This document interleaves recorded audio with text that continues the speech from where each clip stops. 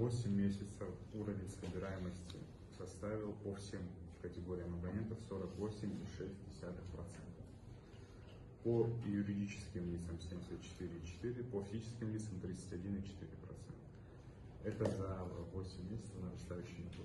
По отдельности, если мы будем говорить по месяцам, за август месяц уровень собираемости составил 71,6%, за июль 67,7%, за июнь 73,4%. Я прошу прощения, Владимир Владимирович, за август месяц можете сказать по юридическим лицам?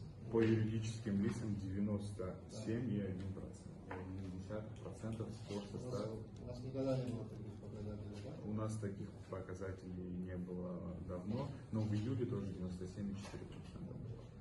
То есть динамика помесячная значительно превышает общегодовые показатели с начала года. С чем это связано? С тем, что, к сожалению, в первые месяцы текущего года уровень собираемости был недостаточно высокий. Но президентом была поставлена задача усиления работы с бытовой деятельностью и, соответственно, с энергетиками.